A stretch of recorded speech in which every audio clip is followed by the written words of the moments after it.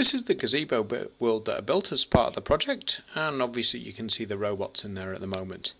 And I'm just going to introduce that and also the controller.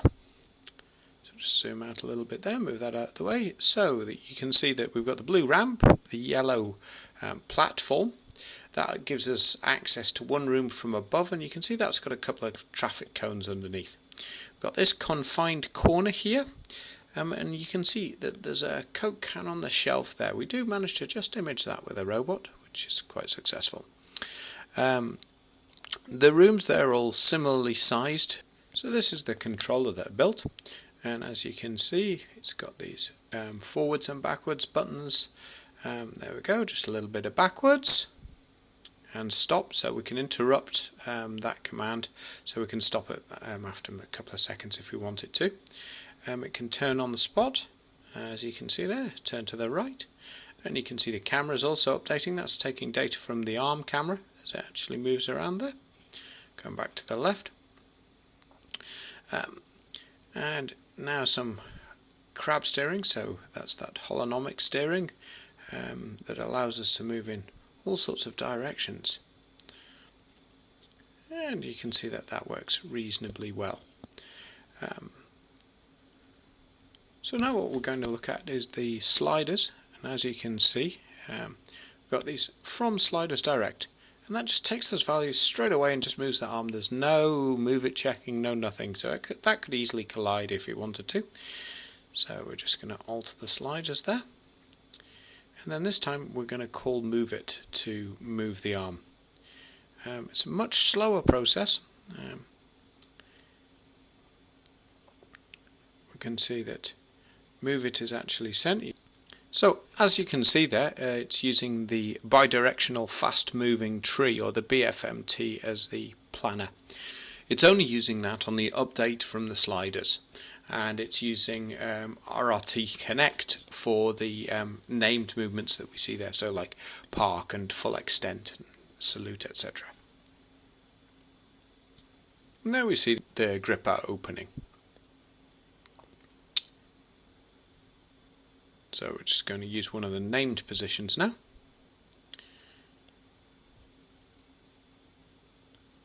As you can see, that's going to swing the arm round. There we are. We can see ready to take commands. And there again we see the RRT Connect. And you can see it's a lot quicker. And it's moving to the home position, as you can see it's named itself there.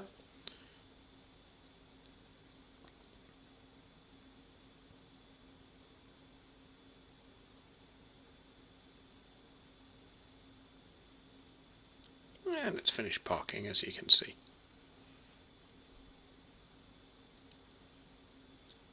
So the red error that we see there, that's a future transform error, and that's one of the errors I've coded around. I haven't been able to eradicate it, so it's just a case of coding around it. Originally, however, that would make things stop working in my code. So this is moving to the over barrier position, which is just one of the named positions.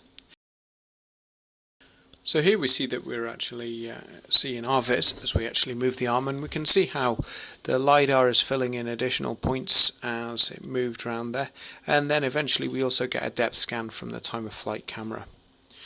But as I mentioned, that the arm is blocking. It's not entirely blocking, but it is blocking from a GUI perspective. So you saw that the camera didn't update there. Whereas if we use partial blocking there, we do see the camera update as the arm moves. It's not fast, and it sometimes has some lags, but it does update. Whereas when it blocks, it's an entire blocking event.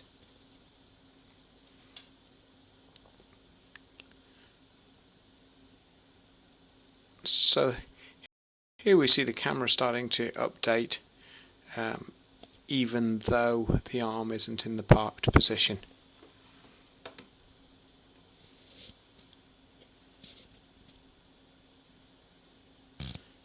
As you can see, we can move the robot around. We're just moving it a little bit left and right, and you can start to see the effect on the odometry there.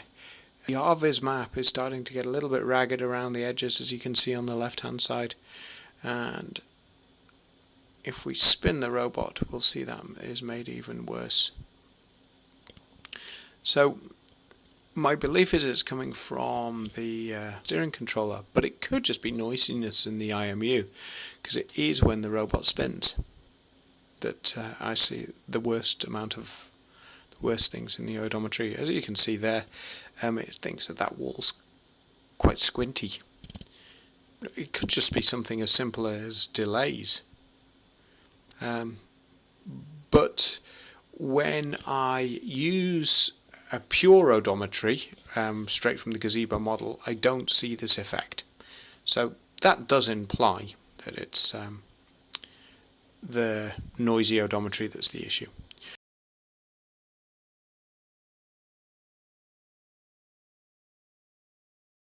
As you can see there, I've managed to make the robot fall over. Now, this is one of the useful buttons I've made. I reset Gazebo world, and there we are. We can just set off again.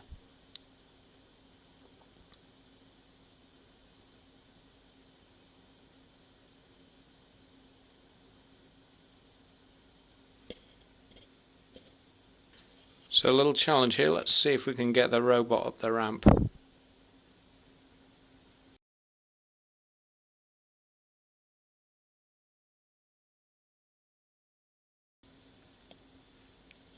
So what we're seeing here is if we look in the spot controller, we can actually get an idea of how much the cameras would see of the world as we're trying to image it with both our LiDAR and our depth cameras. And as you can see on top of that ramp, they've not got that much view at all. We'll face over into the room and you can see a little bit of the room, but not very much.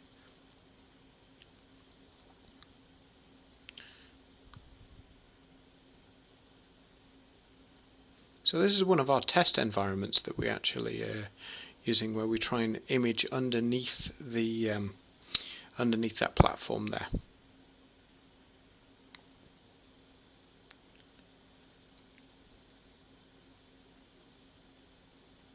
So as you can see, I've sent a full extent command to the arm. And there we go, that's the arm actually making its way to full extent. And you could just see at the end of that movement that the all the positions updated themselves once it got to their new position.